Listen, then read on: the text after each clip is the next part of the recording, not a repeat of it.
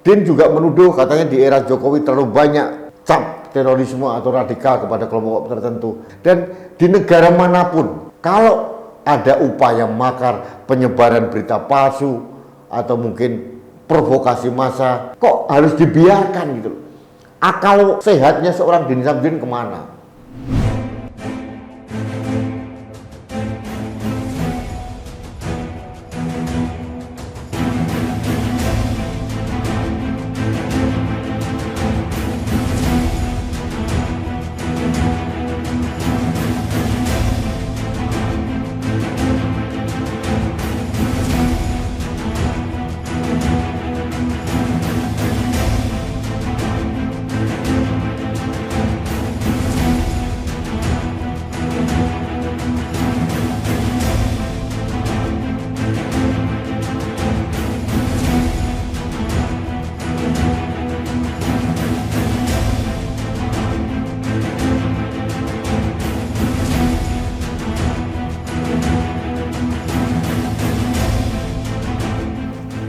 Halo sahabat Indonesia, kita bertemu lagi dalam Opini Rudi dengan saya, Rudi S. Kamri. Sahabat Indonesia, Jumhur Hidayat ditangguhkan penahanannya. Hanya mengingatkan saja, Jumhur Hidayat ini waktu itu ditahan karena cuitan berita bohong dan provokasi terkait dengan Undang-Undang Omnibus Law.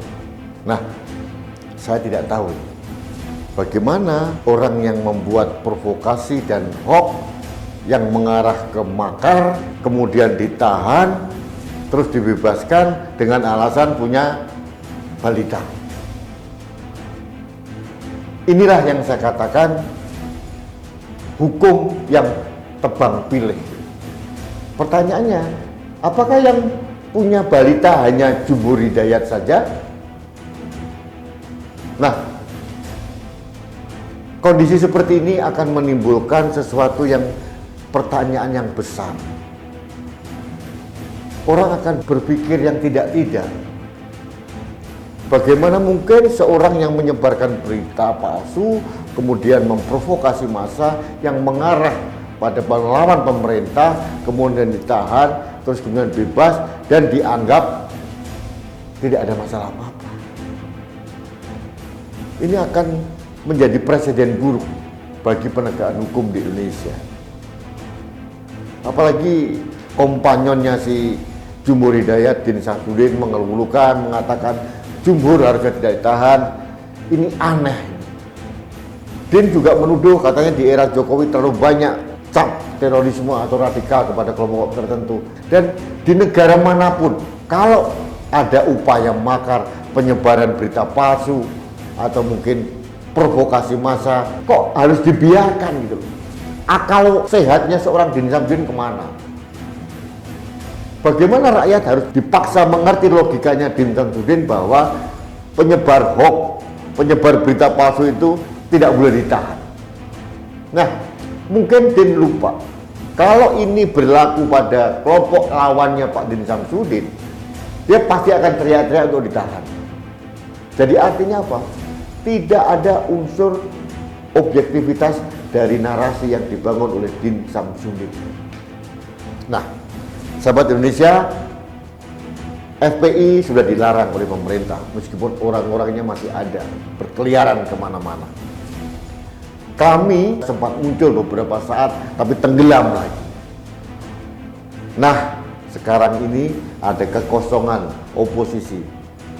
Apakah kami akan memanfaatkan panggung yang kosong ini untuk tampil dari liang-liang persembunyian mereka, di mana, di goa atau di tempat sampah? Saya tidak tahu. Tapi yang jelas, saya tidak bahagia dengan bebasnya atau ditangguhkannya penahanan dari Jumhur Hidayat hanya karena dia punya balita.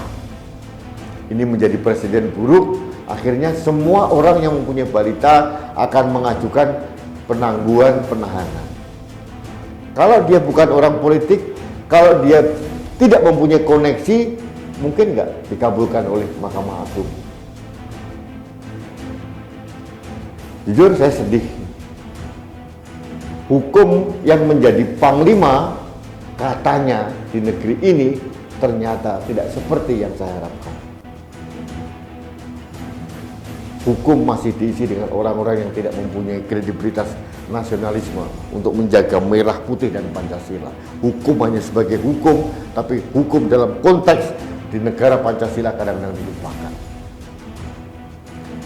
Sahabat Indonesia, sekali lagi ini presiden buruk.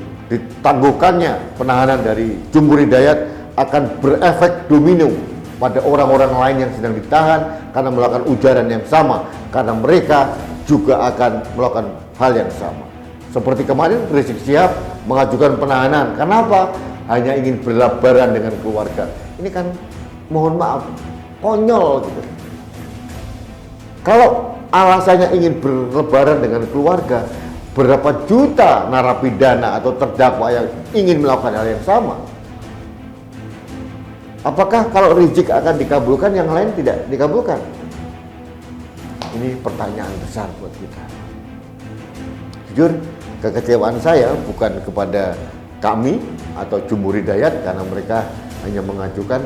Kekecewaan saya adalah pada aparat penegak hukum yang mempunyai kendali membuat warna hukum akan seperti apa di negeri ini.